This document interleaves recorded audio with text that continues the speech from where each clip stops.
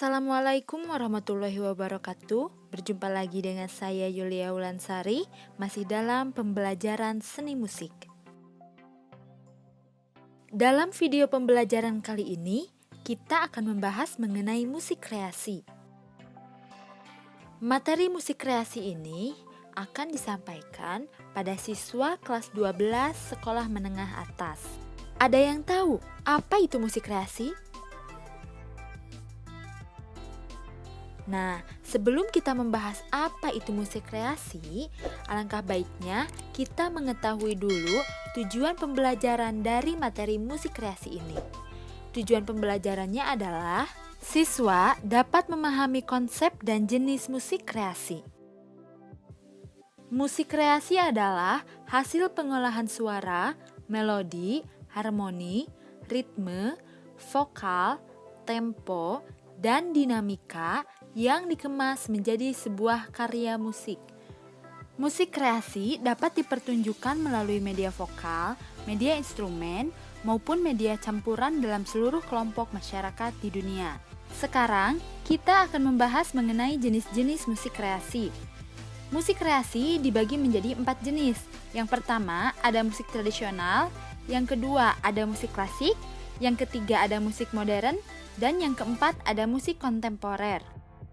Musik tradisional merupakan musik yang dipengaruhi oleh adat, tradisi, dan budaya masyarakat tertentu. Selanjutnya yaitu musik klasik. Musik klasik lahir dari masa sekitar akhir abad ke-18 semasa hidup komponis Haydn dan Mozart. Musik klasik yang pembuatan dan penyajiannya memakai bentuk, sifat, dan gaya dari musik yang berasal dari masa lalu. Musik klasik adalah musik kuno. Menurut Soeharto, musik klasik hidup dan berkembang di lingkungan kaum bangsawan, di lingkungan istana atau keraton. Karya musik klasik memiliki sifat yang mempertahankan nilai-nilai dan norma yang sangat kuat. Kemudian ada musik modern. Musik modern dikenal dengan sebutan musik kreasi baru. Musik ini bersumber dari musik tradisional dan musik klasik, yang dikemas dari hasil sebuah proses kreasi dari bentuk aslinya.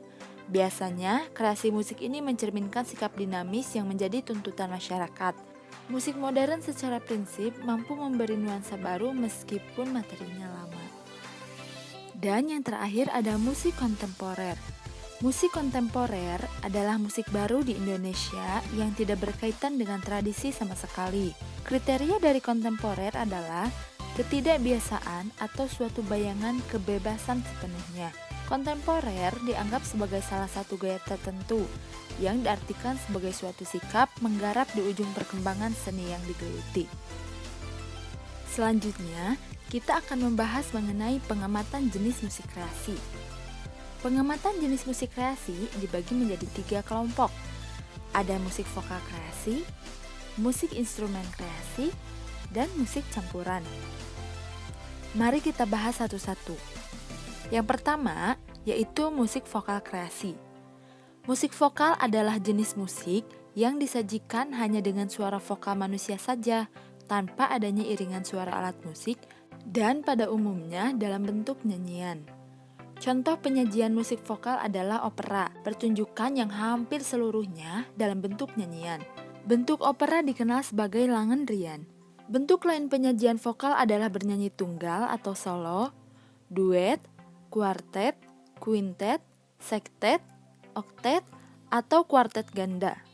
Paduan suara dinyanyikan oleh 14 orang atau lebih, biasanya dinyanyikan dalam banyak suara. Kelompok vokal atau vokal group berarti sekelompok orang yang bergabung untuk menyanyikan sebuah lagu bersama-sama, baik dalam satu suara maupun beberapa suara. Jenis suara manusia tersebut dapat dibagi menjadi suara wanita, terdiri dari 3 suara, yaitu sopran, mezzosopran, dan alto. Kemudian suara pria terdiri dari 3 suara, tenor, baritun, dan bass. Dan yang terakhir ada suara anak-anak terdiri dari 2 suara, yaitu tinggi dan rendah.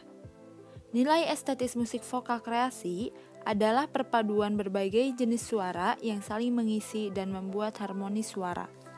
Yang kedua yaitu musik instrumen kreasi. Musik instrumen adalah jenis musik yang disajikan hanya suara alat-alat musik saja, tanpa adanya vokal. Paduan alat musik yang dibentuk dari berbagai alat musik seperti gesek, tiup kayu, tiup logam, dan perkusi disebut dengan orkestra. Orkestra dibagi menurut alat musik yang digunakan, antara lain orkes fanfare. Orkes yang disajikan adalah alat-alat musik tiup ditambah perkusi. Yang kedua, orkes harmoni.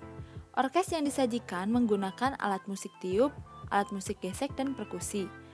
Yang ketiga, ada orkes simfoni. Orkes yang disajikan dengan menggunakan seluruh alat musik yang ada. Setiap alat media tersebut memiliki karakter yang berbeda. Berdasarkan jumlah alat musik yang disajikan, pengelompokan penyajian musik dapat terdiri atas penyajian musik tunggal, duet, trio, kuartet, quintet, sextet, vokal group, dan orkestra. Nilai estetis musik instrumen adalah harmoni, yaitu keserasian, keselarasan, kesesuaian bunyi dari setiap instrumen dalam kelompok musik yang tampil sebagai suatu bentuk yang utuh dan enak didengar. Selain itu, nilai keindahan musik instrumen dapat dilihat dan dirasakan melalui cara memainkan, bentuk alat, dan bunyi yang dihasilkan. Kemudian yang ketiga adalah musik campuran. Musik campuran adalah jenis musik yang disajikan gabungan antara keduanya, yaitu adanya vokal yang diiringi oleh suara lantunan alat musik. Bentuk penyajian dari musik campuran ini dapat berupa musik band, orkes dangdut, kasidah, ensemble, dan lain-lain. Nilai keindahan musik campuran antara lain pada keselarasan suara penyanyi dengan iringan suara alat musik. Selain itu juga penampilan dari pemain musik dan penyanyi dalam membawakan musik tersebut. Selanjutnya, kita akan membahas mengenai fungsi musik kreasi. Musik kreasi yang ada dalam suatu masyarakat berkembang dari hanya sebagai media hiburan menjadi salah satu alat pengungkap ekspresi yang disebut seni musik. Berikut adalah beberapa fungsi umum musik kreasi. Yang pertama, mengungkap emosi. Musik berfungsi untuk mengungkapkan emosi baik oleh penulis lagu maupun para penikmat musik. Ada musik yang memiliki suasana ceria, hangat untuk mengekspresikan kegembiraan. Musik yang bernuansa sedih, seram, menegangkan, menyayat untuk mengekspresikan perasaan yang dialami. Yang kedua yaitu sebagai sarana hiburan. Fungsi awal dari musik adalah sebagai media penghibur, konser dan pertunjukan musik dan didatangi oleh banyak orang untuk memperoleh hiburan dari musik. Yang ketiga, sebagai salah satu ritual. Pada masa lalu, upacara atau ritual keagamaan selalu diisi musik. Tujuannya adalah supaya semua orang dapat menjalaninya secara lebih hikmat.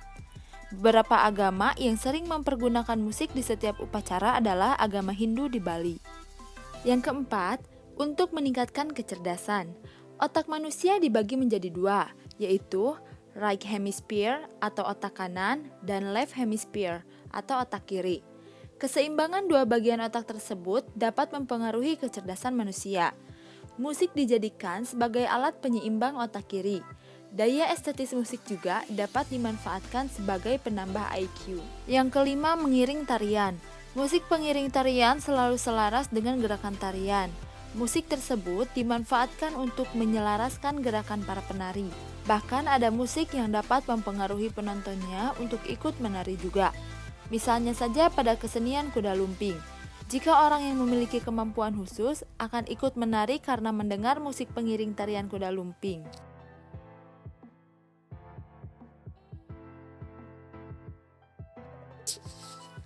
Yang keenam, sebagai media pengobatan atau terapi.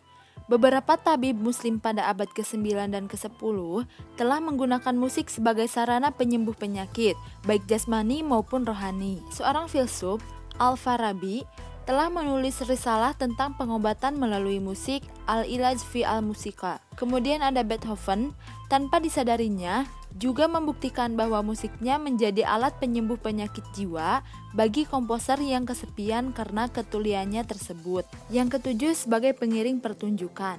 Pentas drama dan film selalu diiringi musik yang disesuaikan dengan suasana adegannya. Tujuannya adalah membantu penonton untuk memahami suasana dalam pertunjukan tersebut. Kedelapan, untuk melambangkan sesuatu. Tempo musik biasanya digunakan untuk melambangkan suatu suasana. Misalnya saja, jika musik yang dimainkan temponya lambat, maka itu melambangkan kesedihan. Musik juga dapat menjadi lambang suatu negara, misalnya lagu Indonesia Raya yang merupakan perlambangan dari negara Indonesia. Yang kesembilan, sebagai pengiring kegiatan olahraga.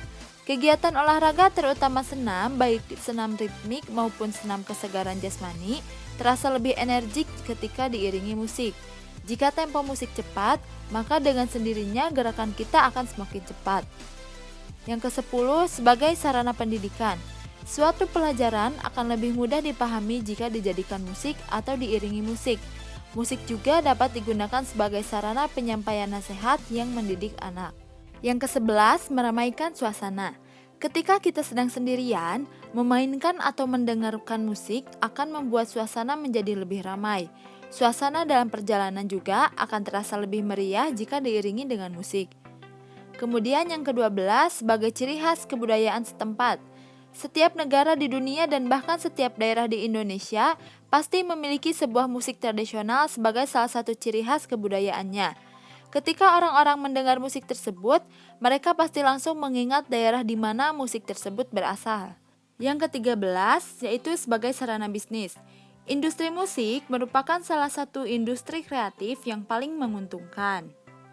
Banyak orang terlibat dalam industri musik, banyak memberikan keuntungan dari penjualan merchandise, tiket konser, dan sponsor bagi para pelaku musik.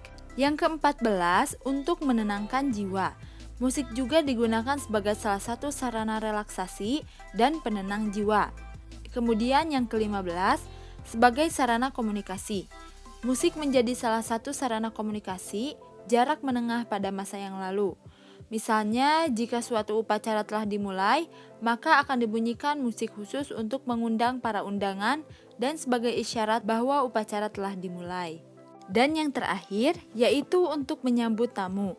Kedatangan tamu penting biasanya disambut menggunakan musik. Misalnya di Keraton Yogyakarta, jika ada tamu negara, maka disambut dengan gending yang diiringi dengan seperangkat gamelan. Nah, sekian pemaparan materi mengenai musik kreasi. Kita akan lanjut di video selanjutnya ya.